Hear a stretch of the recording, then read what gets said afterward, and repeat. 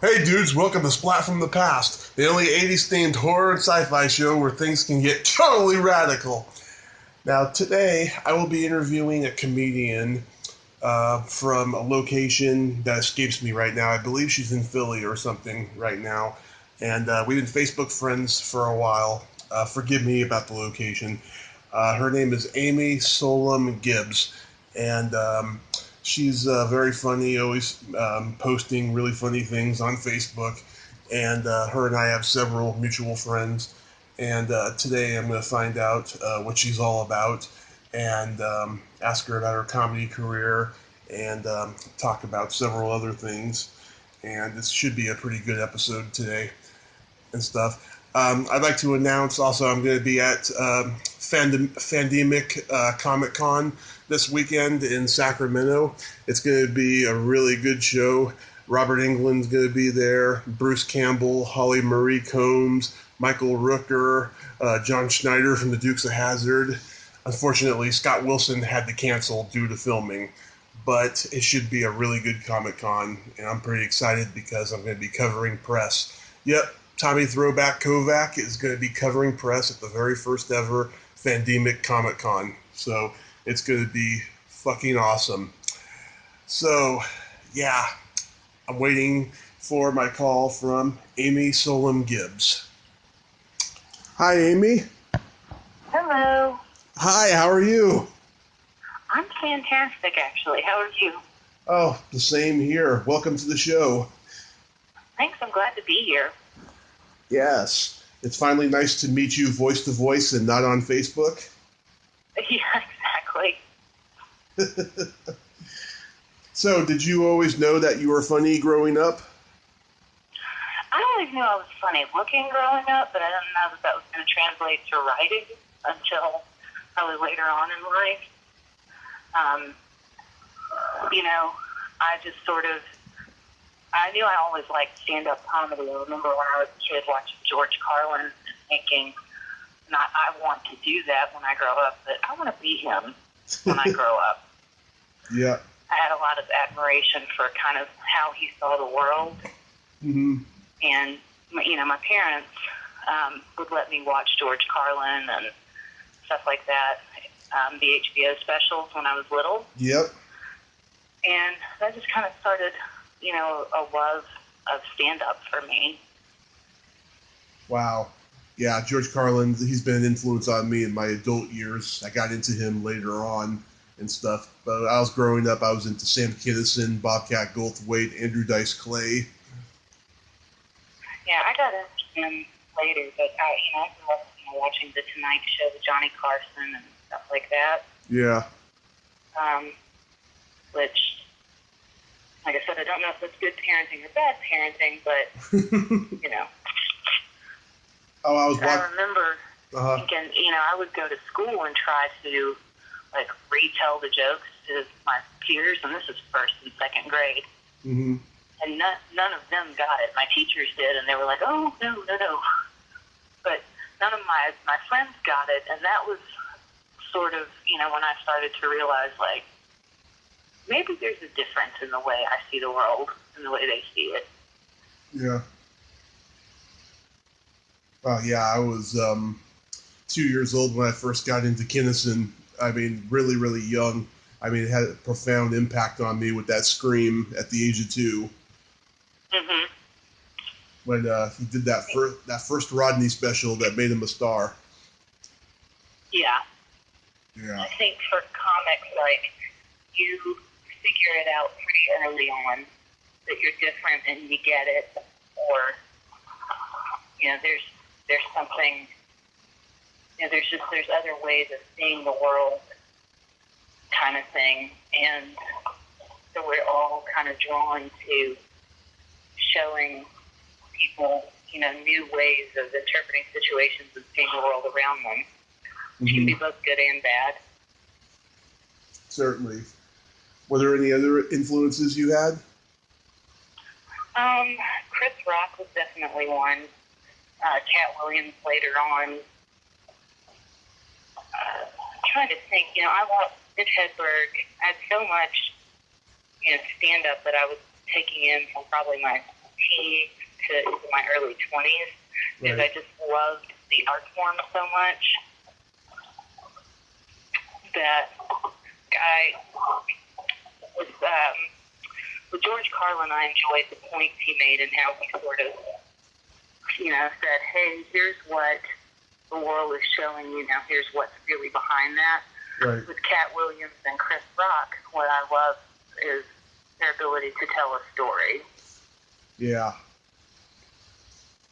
Well, yeah, those are some good influences there. What?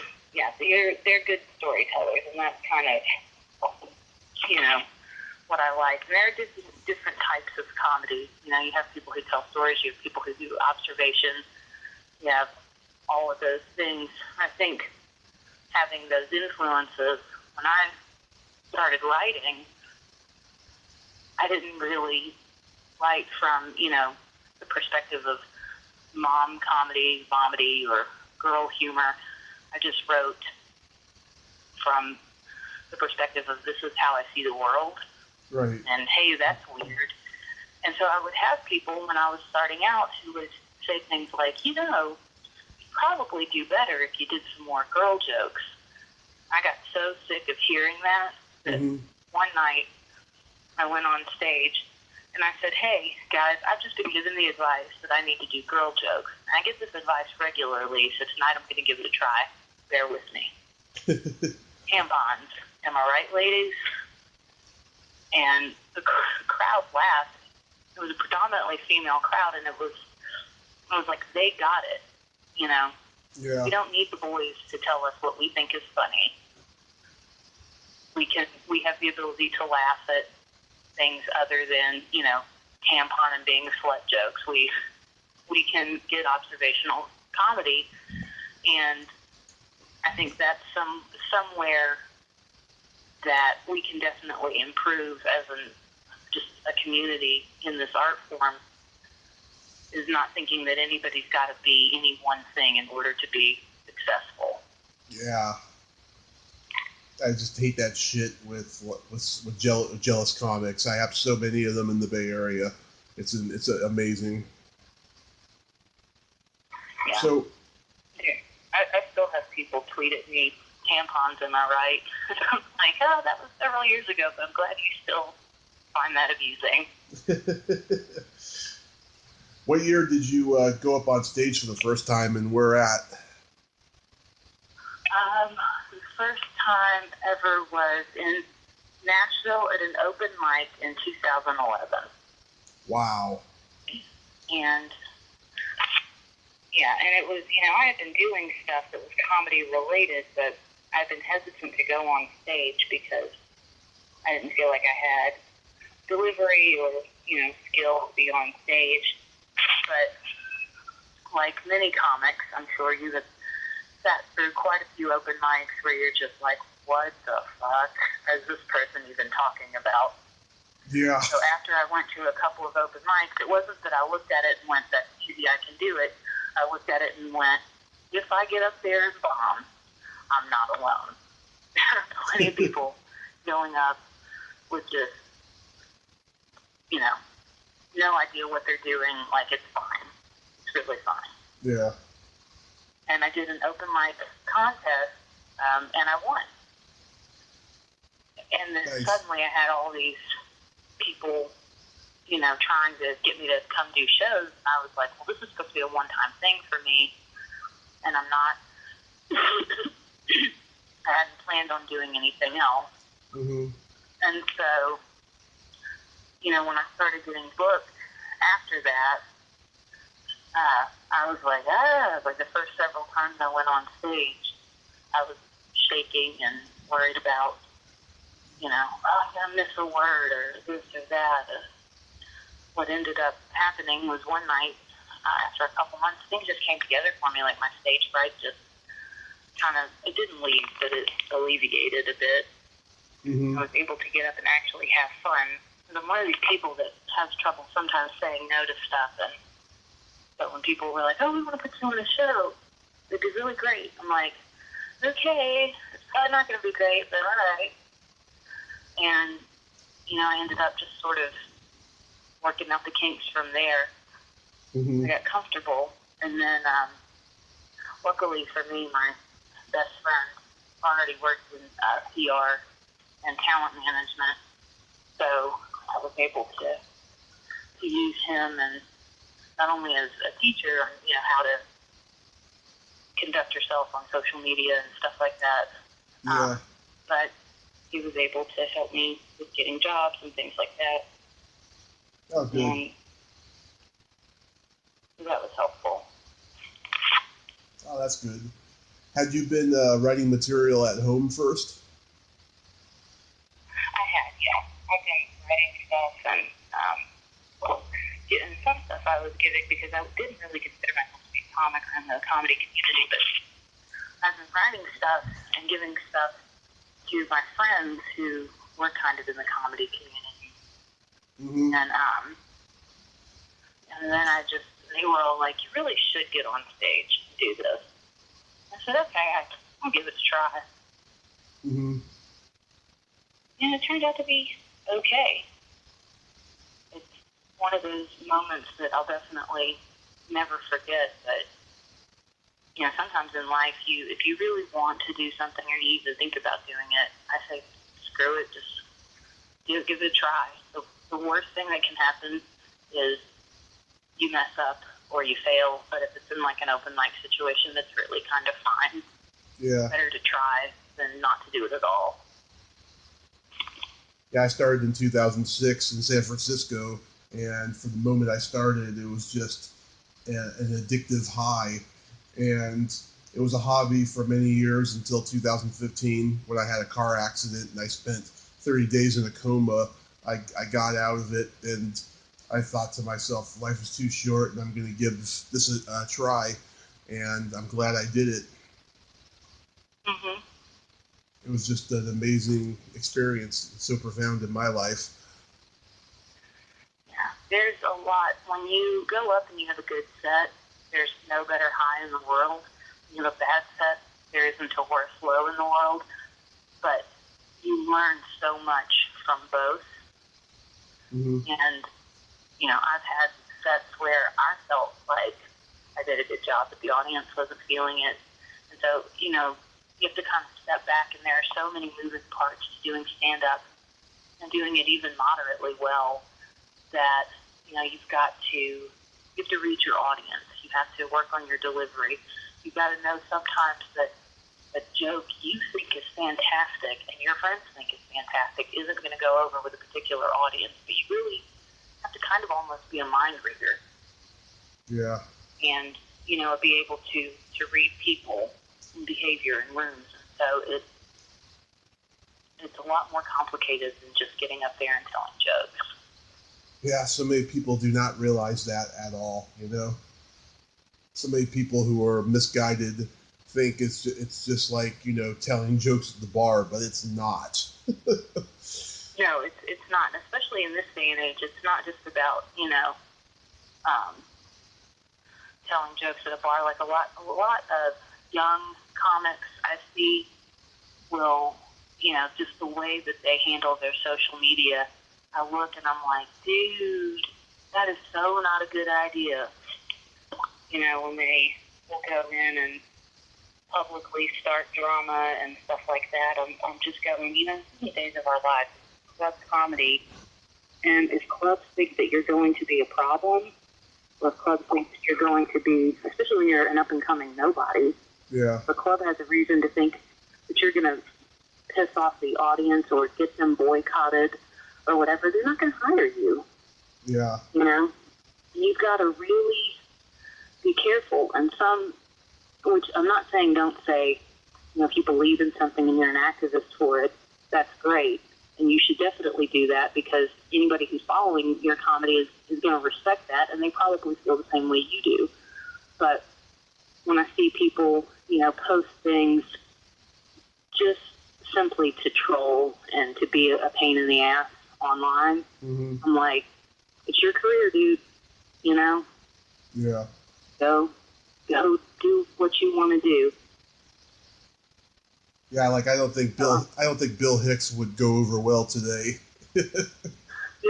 No. So, I mean, there are great to do that, but I think Bill Hicks had a way of, he was trying to hold up a mirror. Yeah. Whereas the stuff I'm talking about is more clearly they set out with no purpose, just to be an irritant to, other people or whatever. And, right. it's still a business. You can't just, act crazy. Like I said, if I see comics on social media all the time where I'm like, and you wonder why the clubs aren't booking you. Yeah. Yeah, it's crazy.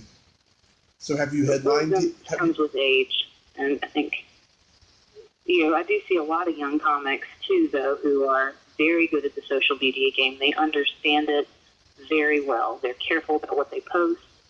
They're careful about, they're careful that there's a joke and a point to what they're saying. And they have these great, fantastic voices, like here in Nashville. We've got some brilliant young comics who are funny and clever, and their social media is fantastic, and their following reflects that. Mm-hmm. Have you headlined yet? Yes, I've headlined several times. The group I was with, Unlockable Characters, we specifically did like Comic-Con type shows. Oh yeah, love Comic-Cons. We did, nerd comedy. We toured and all of that. And then I had a column for Out and About for a while. And now, I'm semi-retired. Occasionally I will still do headlining gigs, and I'm predominantly speak or perform at things that are related to addiction recovery. Yeah. Because there's nothing more hilarious than your downward spiral and coming back from it. That's the real power, is being able to look back and go, man, that's where I was. Here's where I am now. And poking fun at one of the lower points in your life, I think sometimes is the best medicine. Mm-hmm. It's very cathartic. I have a joke I do about being the MacGyver of tourniquets. Mm-hmm. Like, I learned more in drug addiction about how to tie knots than I did in Girl Scouts. So you can learn things. It's just where you collect the information, I guess. Right. So let's get into dating and sex. You're married, right? I am, thank God, because I would not want to be dating right now. No. How long have you been married for? A couple years now, and it's just been, like, we met on a dating app, which is funny because both of us were hesitant about dating apps. Mm-hmm. But we actually met, and my husband, who is younger than me, also looks younger than his age. Mm-hmm. So on our first date, I walked up to him and I was like, "Hey, you must be Adam." And I said, "Has anybody ever told you that you look like a really old 7th grader?" And he said he knew in that moment he wanted to marry me. So he's a keeper, for sure. I've been single. Been single? I've been single most of my life. My generation has trouble finding the right one, and I have a theory as to why.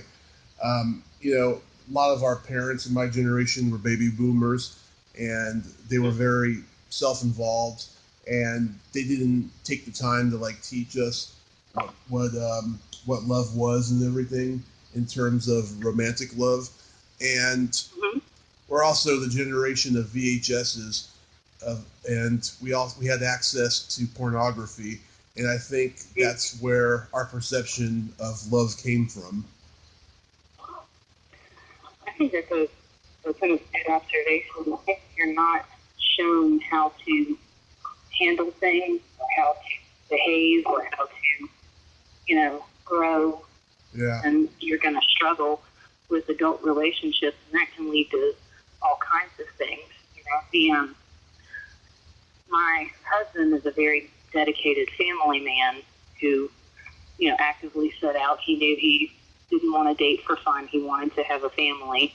Right. And he comes from two parents who have been married for, the whole time. Right. And his whole life. And so that's the example that he had.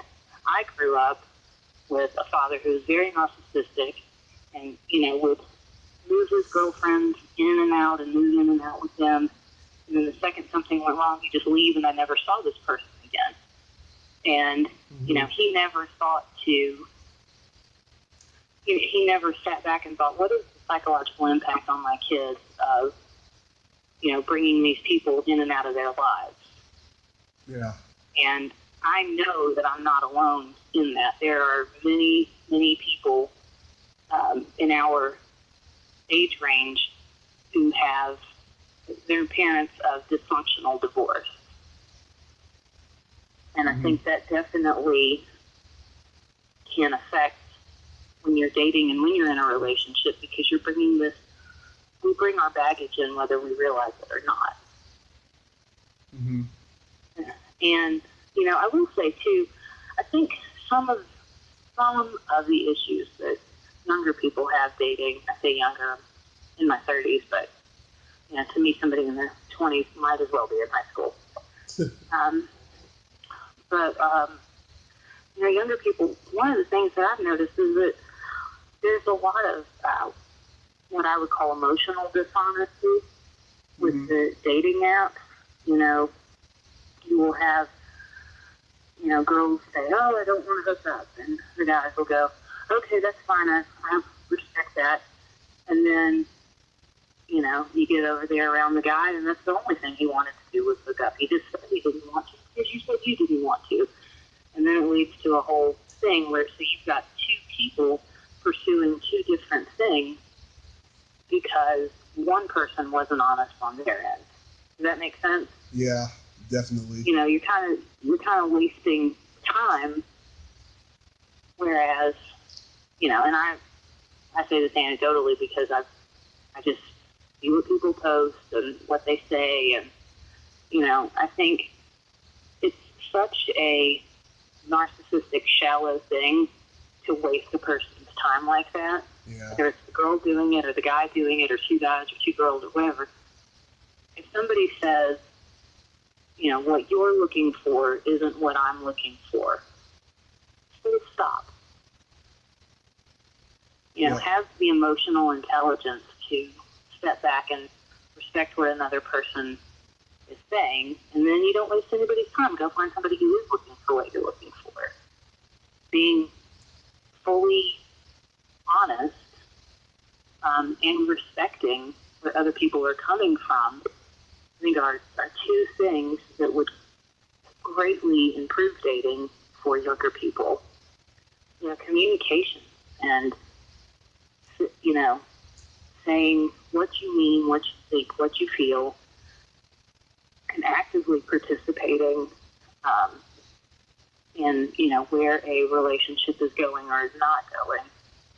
But people don't do that now. They just ghost or whatever. I've gone on some dates years ago that were very strange, but I would send a follow-up text and say, hey, I really don't think it's, rather than ghost, I really don't think there's a love connection here or things are going to work out. And if they asked me to elaborate, I would do it in the most polite way possible. Like one guy, I said, honestly, you showed up to the date late and reeking a fireball. And, coming into, my marriage now is my second marriage, so I already had 2 kids. Yeah. I said, I have absolutely no interest in dating somebody who's going to do that. I have absolutely no interest in dating somebody who's going to take a couple shots of Fireball and drive a car. That tells me a lot about you as a person. Mm-hmm. And, but I just said, I was like, the fact that you showed up, you reeked of alcohol, and, He's like, well, I had to take the edge off. I'm like, that's fine. You need to pursue somebody who understands that, because I don't. And he was like, well, thanks for being honest with me and not ghosting me. And I said, it's really not that big of a deal. We get so afraid of confrontation and we hide behind screens and, things like that. But there's a lot to be said for just telling people, the truth when they ask. We're really good at telling the truth and giving our opinions when it's not solicited somewhere online. We can give our 2 cents about why we're mad or why somebody's ugly or stupid or whatever. Be more open in your personal relationships. Like, help people grow. Right. Yeah, women in my age group nowadays are so aggressive, and I quit dating when I was 30 because I just got tired of the stupid women I came across in the Bay Area. And up until my accident, I just stuck to the one-night stands. And after my accident, I want to be celibate and just focus on my career. I don't want to date or nothing. I just can't handle it. And one of the problems of today's generation is that they want to fuck on the first date if they connect to the guy. And all I want to do is have a conversation with them, and they automatically think I'm gay or I'm not into them. And it's just a weird thing. And people used to call me weird because I dated older women. I was like, no, because I could actually have a conversation with them without them thinking that I'm gay or I'm not into them. Yeah, that whole, I can't even wrap my brain around that. Because chemistry is something that, while you either have it or you don't, chemistry and intimacy are things that you build through conversation and shared experience. So this idea of fast food relationships, I just can't wrap my brain around. Yeah. It's just really, really weird. And, I have my days where I want to get married and have kids, and then I have my days where I don't. Right now, I don't because I want to focus on my career and stuff, and I have my days where I'm super horny, but of course I just rub one out to, take care of that problem. I've probably done more rubbing out in the last 3 years than I did when I was in junior high, and I did a lot in junior high. I think, speaking of somebody who is married and has children, I can tell you with great confidence it's a trap. Don't fall into it. What is? People being married and having kids. Oh, kids, yeah. They're just need machine money pits. And, I love my kids, but there are some days where I'm like, oh my God, you're all making me crazy. This is why mommy needs to have alone time. Yeah. Oh my God. Yeah. But they range. My kids range in age from 15 years old to 1 year old.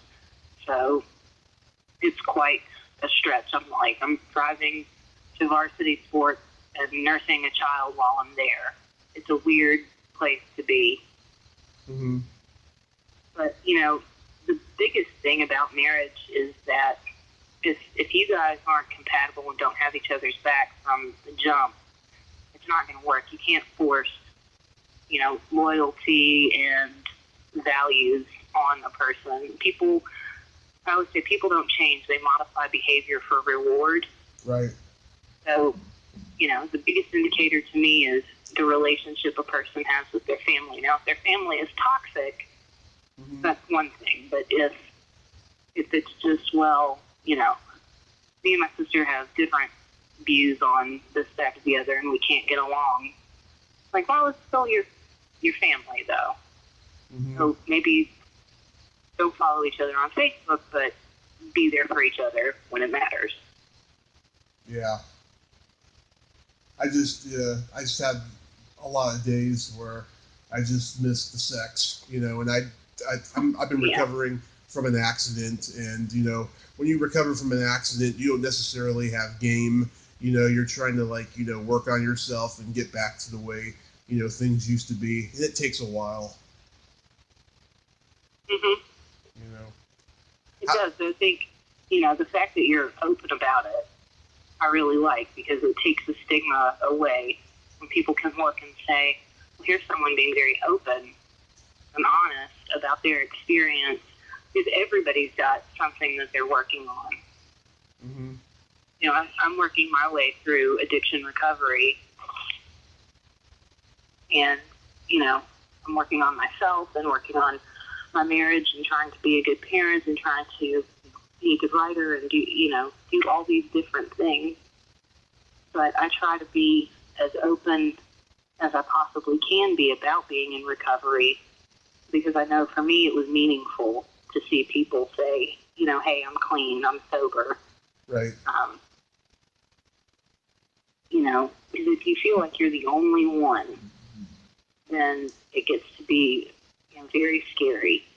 Mm-hmm. You wonder what people are going to think. And what I found when I started being honest about being in recovery and opening up about it, mm-hmm. is that I'm not alone by far. And, people generally are like, they don't think it's a big deal. Or, they're like, hey, it's very cool that you're in recovery. That's great. Good for you. Mm-hmm. How old were you when you lost your virginity? How old was I when I lost my virginity? I was 21. Oh, it's very commendable. You waited a while. Yeah. Yeah. Was it a good first experience? No, it was very awkward. Very, very awkward. Yeah. It always is the first time. Yeah, I have a very boring story. I was 21 and married. Mm-hmm. So it's just like, okay, neither of us knew what we were doing. It was like the blind leading the blind. Mm-hmm. I'm like, I'm pretty sure it goes there. Yeah. I personally enjoy foreplay because it's a lot less pressure than actually getting down to business. Mm-hmm. I enjoy it a lot more, and it's one of my specialties. See, I hear a lot of guys now, younger guys, are really getting into foreplay. The older generation seem to get into it later in life. Mm-hmm. Now, again, with the internet and people singing the praises of, cunnilingus and analingus and all these other things and how much they love to do it, it makes it cool for guys to be into foreplay, which I've never seen the downside of being really adamant about your partner having pleasure. Mm-hmm. But that whole 90s R&B is, I'm going to get mine, I hope you get yours, or, whatever. I'm like, times are changing. Yeah. I think that's better. I think it leads to much healthier sexual relationships. Because if you're not going to make your partner excited and happy to be there, somebody else will. Yeah. Absolutely. I've certainly been cheated on many times. Yeah. I never cheated though. Sadly, that's just where we're at as a society now. We live in a throwaway world. Oh. And I think if we start treating other people as valuable, then, you get back what you give. Mm-hmm. But, I've had several people I know, including a couple of my brothers, who've dealt with marital infidelity. And it's a hard thing to watch somebody else go through. Uh-huh. And there's all kinds of, you can blame this and blame that, but at the end of the day, ultimately you're responsible for your actions. So if you are a chronic cheater, then, maybe you need to do some work on you. Yeah. There's a lot of them who keep on doing it for the rest of their lives, though. They just can't stop. Yeah. And I'm looking at situations like that, and I go, oh, you need counseling?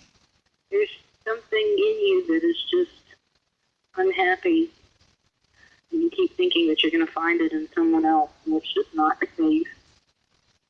Yeah. I got a lot of loud-ass birds in my yard today. I apologize.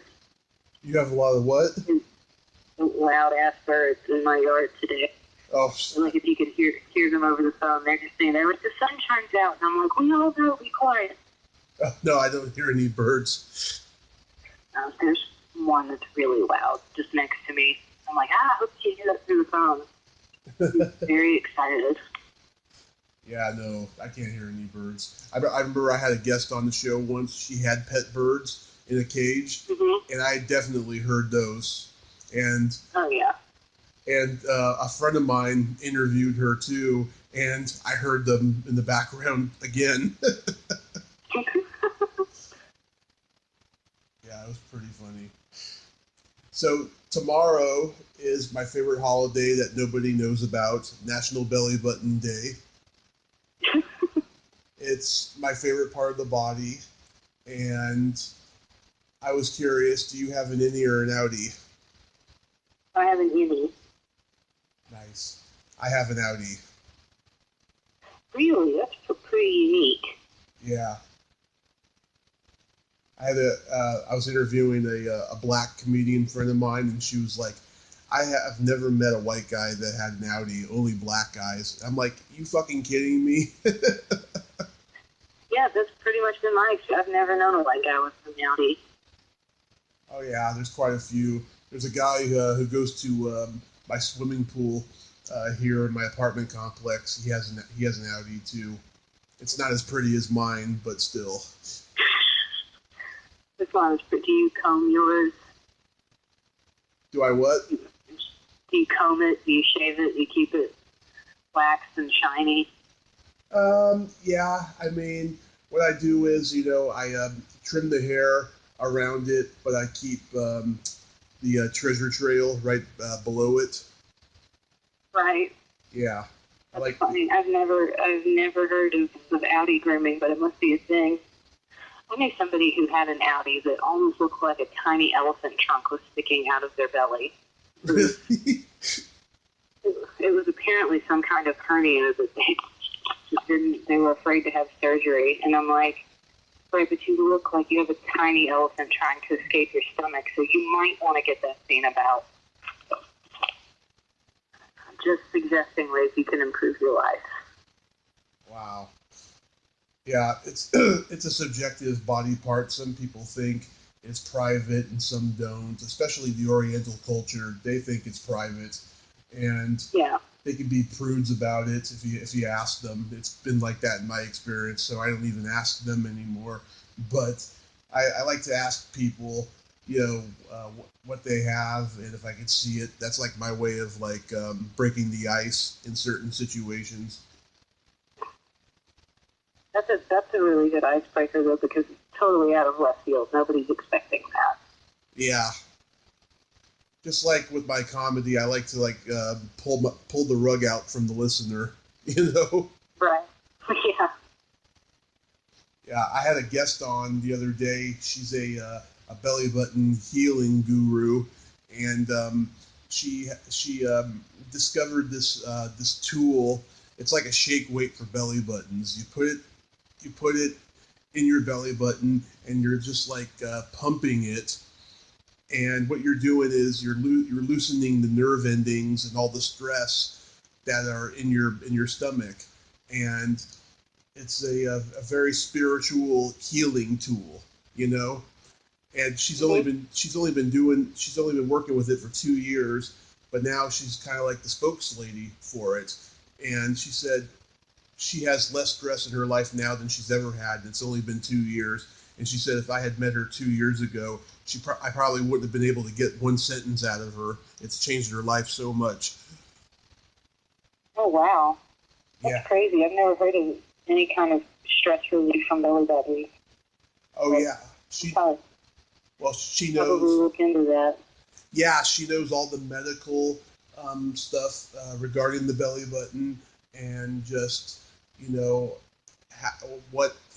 says that, there's brain nerve endings in there, and the general public doesn't even know it.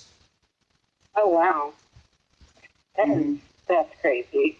I would have never thought that.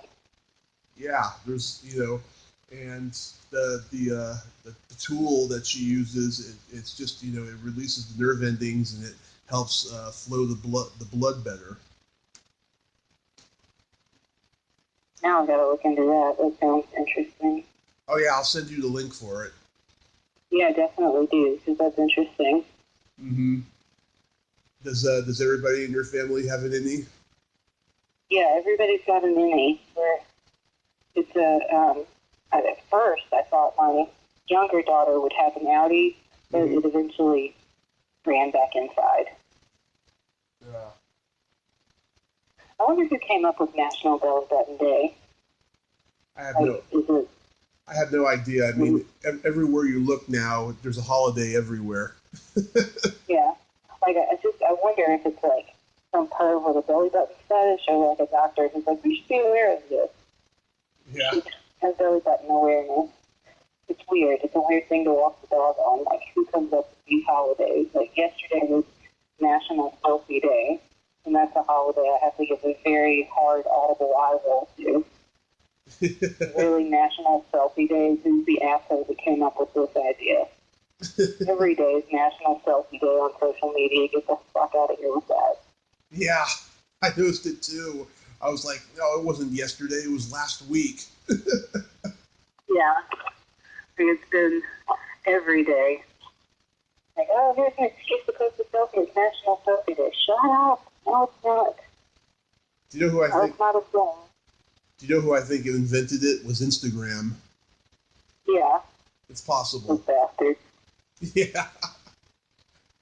It's funny, though, too, to see some of the same people who are like, Mother's Day and Father's Day are trite Hallmark holidays and people shouldn't celebrate them. And then they're like, woohoo, National Selfie Day. I'm like, well, we know everything about you we need to know, don't we? If it's a holiday where I'm not getting anything, then never mind. Yeah. So tell me about the anti-drug and alcohol causes you're involved in. So I do a lot of volunteering with addiction campuses, and Brian Sullivan, who is my bestie, and he's their PR guy now. And, I'll do speaking engagements or media interviews to help kind of take away stigma or answer questions, and sometimes just to put a face on recovery from addiction. And I'm always kind of like, I don't know what to say, but I find when I go on stage and I'm just honest, like, hey, this is where I'm coming from, people can relate to that. So, too, a lot of what we do is trying to just normalize addiction recovery and mental health recovery and take the stigma away from it. Mm-hmm.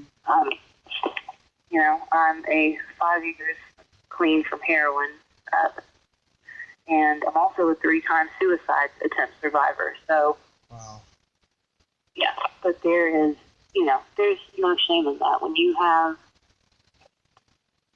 don't have the tools for diagnosis and treatment, stuff like that, it can be scary. Depression can be a terminal illness without treatment. You're going to end up hurting yourself or someone else.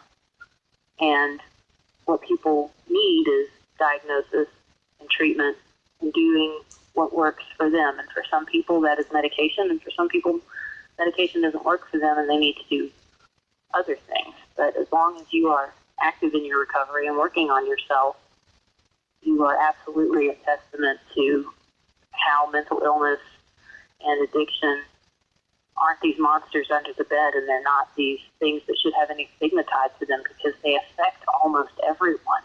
Right. And the more open we are about it, the more people will come out and be encouraged to seek treatment. And when I was younger, my dad used to joke that, men who have, mental health issues, whatever they are, they just need to go somewhere and have a hug and cry. Like, that makes you less of a man. But I think if you can stand up and admit, hey, something is wrong and I need to fix it before I harm myself or someone else, whether the damage I'm doing is physical or emotional, it takes a real man to stand up and say, something's not quite right here, and I do have emotions, and before I make someone a victim of domestic violence or psychological abuse, I'm going to work on myself, because that's not cool to do to other people. Whether that person is someone you're in a relationship with, a parent, a sibling, a child. Mm-hmm. You know, when you walk around with an untreated illness, you are a loaded gun. And so the idea that the men who seek treatment are somehow weak, I don't buy into that at all. It takes a strong person to get in treatment. Yeah, I agree with you. I started doing comedy in 2006, and like for once a year for about 5 years, I would just have a shot, on a special occasion once in a while. But I never really drank till 2011. I fell into this like deep depression. I had a couple friends who died from high school, and at the end of 2009. I lost my job. I was a bouncer at this bar, and I helped build it and become successful. And I just thought to myself, the last 2 years, this has been my identity. For the first time in my life, I have an identity. Like, what am I going to do now and stuff? And I fell under hard times, and I started drinking, and it led to my accident in 2015. And my liver is damaged pretty badly. And if I drank, I would have like a bleeding ulcer, So that's more than enough for me to stop. And I haven't really needed any AA. And to be honest with you, I went to a bunch of AA meetings that a friend of mine had to go to that were mandatory like a year before my accident. Oh my God, I saw so many guys there that were full of shit. They were saying that they stopped for these long periods of time, and then next thing you know, I see them at the bar. Yep. Yeah. So it kind of turned me off from AA, but I'm strong enough to not drink because I know if I do, I'll die, and I don't want that. Yeah. Absolutely. It's a very profound thing. And like I said, there is no one way to recover. Your recovery is individual and special to you, the person going through it. Right. And I'm a big believer in you are not responsible for the damage that's been done to you, but you are responsible for your recovery from it. You can't hold on to, I see people say, well, I drink or I do drugs because of this, that, and the other. Yeah. And then that's heartbreaking, and I understand why people will get into addiction because they were on the receiving end of something that they didn't have any control over. But you are responsible for your recovery. So once you've identified what the problem is, if you can say, I drink, or I do drugs, or I whatever it may be because, something bad happened to me, or have issues with one or both of my parents, or something like that, you have identified the problem. So what are you doing about it? Because obviously the drinking, the drugs, the whatever else that are bad coping mechanisms aren't going to work for you for very long, and they're probably not really working right now. Yeah.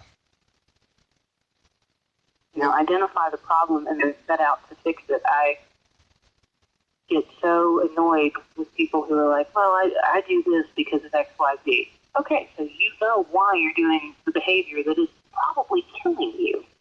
There's no probably to it. I mean, you could be one lucky shot OD away from your life being over. Right. So you're gonna let this thing continue to control you. I mean, ultimately, you're gonna let something else, something from your past, take your life. You really want to give some asshole who did something terrible to you, or your parents, if they're dicks, you really want to give them the power to end your life rather than go seek help. It doesn't make any sense. And when you're detoxed, when you're clear in your mind, then it starts to make sense that, oh, yes, well, here's the reason. And if I work on that and work on me, then I can live a happy, healthy life. And no, I shouldn't let other people have this kind of power over me. Mm-hmm. Out of the 3.5 years that I was drinking, the one regret I have is I quit for a little while in the last year that I was doing it. And I was homeless during that time. And I continued drinking because just the fact that I didn't have a place to live, it just amplified the drinking. But like my big regret is just not staying on that path. I don't regret at all every drink I took during those 3 years, because it really helped me cope with stress and it made me feel good, and I had some good times that I'll always remember, although they were lies, because I was drinking. But I feel so much better today, and I'm so glad that I'm staying on this path, and I don't ever think about going back to drinking. Yeah, and that's something that when you're in recovery, you can look back and feel so great about. And it's an accomplishment. Anybody who's in recovery has fought a hard road to get to wherever they are. If it's an hour sober, if it's 24 hours a week, Mm-hmm. Every tiny victory that you have over a substance that's controlled your life is worth celebrating. What was your drink of choice? Well, my problem wasn't really with drinking. I was addicted to heroin. Mm-hmm. And that started with, pills and overprescribed opioid pain relievers, which is a problem facing a lot of us. Yeah, I've never messed around with heroin. I mean, I tried every drug at least one time. None of them ever had an impact on me, thank God. It was just booze for me. It was never into drugs. Yeah, it's funny because, I had tried cocaine before, and that didn't really. A lot of people get addicted to that. That didn't really do anything for me. I didn't like it. Yeah. And then, but with opioids, it was different.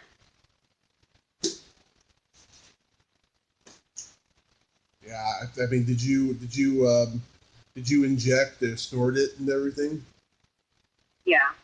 Wow. Yeah, I hate needles, so that's why I never went near heroin. Mm-hmm. And I thought I hated needles, and you would think that would deter you, but when you're chasing a high, there isn't anything that you won't do. And luckily, I managed to stay safe with it. I never shared needles or anything like that. Mm-hmm.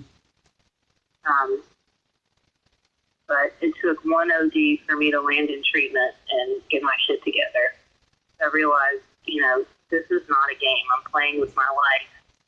And, my life has value. Mm-hmm. It's got value too. It's selfish for me to not deal with the issues that are leading me to use, because I've got kids, and they deserve far better than this. And a lot of people say I'm in recovery for my kids. I'm not. I'm in recovery for me. Right. Because I am worthy of having my best life. And I'm, even without my children, I am worthy of living a good life. But as a parent and as an adult, you have to step back and go, man, I need to get my shit together because other people are counting on me. And I don't want my kids to have residual, damage because I was too selfish or self-involved or, just whatever excuse you can come up with to not do what was right by them. Mm-hmm.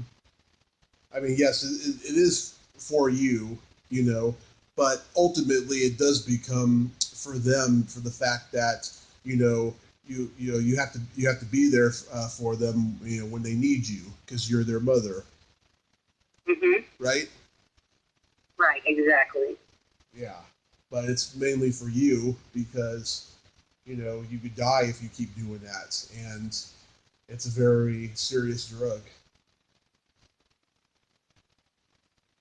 It is, but, a lot of people who are in addiction think, well, if I have kids, I'm going to make that the reason I get clean. And that's commendable, but get clean for you. You deserve to be happy. You deserve to be healthy. Don't put off your personal right to an abundant, happy life on somebody else. To me, that's still speaking to part of the self-esteem issues. It's like, I don't deserve to be clean on my own. Yes, you do. You absolutely do. Mm-hmm. That puts a lot of pressure on your kids, because if you relapse, it's like, if you say to your child, you're the reason that I'm staying clean, well, then if you relapse, what does that tell them? Mm-hmm. And I've seen people who have been in that situation. And I've seen one of my friend's children just fall apart saying, well, if I was a better kid, and that's got nothing to do with it. So to people who are in addiction, when you say you're doing it for your kids, I would say that is commendable, but do it for you, and don't put the pressure on your child. Don't do that. Mm-hmm. Tell them that you love them and it's something that you're doing for them, but not because of them. They're not the sole reason that you're going to get and stay clean. You're going to get and stay clean because you know that you have value. And what that teaches your kids is that they need to value themselves as well. Right. There's nothing wrong with that. Absolutely. That's very well said. Let's end this on a good note. What's your favorite joke of all time? Oh, my goodness. So many. That's a tough one. Hang on, let me think. Mm-hmm. I would say, I can't repeat it verbatim, but I'm going to go back to Carlin on this one. 7 words you can't say, or his bit about it's bad for you. Yeah. Absolutely 2 of my all-time favorites. 2 of your all-time favorites? What's the other? I think Chris Rock's bit on not wanting his daughter to be a stripper. Another one. And, oh my God, and there's a Cat Williams one. There's a couple Cat Williams ones that I can watch over and over again. I think Cat Williams' bit on stretch marks is another one of my favorite bits. But my favorite one. Yeah. I was going to say my favorite is when he said, having sex with a girl with stretch marks. He's like, that's just tiger stripes. That's pretty good. I like that. Yeah. My favorite joke of all time is one Eddie Murphy told on Delirious that he said to a couple of 13-year-olds in the audience, a bear and a rabbit are taking a shit in the woods. The bear says to the rabbit, "Excuse me, sir, do you have a problem with shit sticking to your fur?" The rabbit says no, so the bear wiped his ass with the rabbit.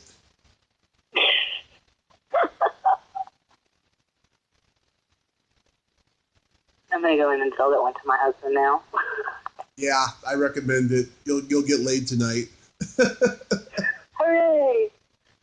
I have a second punchline that I made up. I said the rabbit wanted to jump in the river, so instead he died from the stink.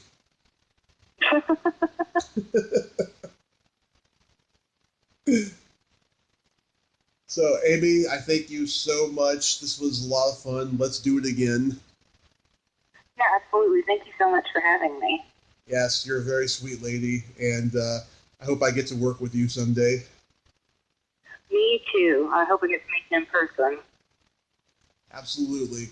Thank you so much, and have a great day. Thanks. You too. Okay, bye-bye. Well, there you have it. Amy Sulam-Gibbs. Ain't she a sweetheart? Thank you so much, Amy. That was a very nice, introspective interview about several different things in life, but that stuff about addiction that was very profound, and I truly appreciate that. If you like this video, please subscribe to my YouTube channel, add me as a friend on Facebook, join my Tommy Kovac comedian page on Facebook, follow me on Twitter and Instagram, and all that fun stuff. Well, that's all the time we have this week on Splat from the Past. Until next time, this is Tommy Throwback Kovac saying, there's no shame in living in the past, because the present sucks. Later, dudes.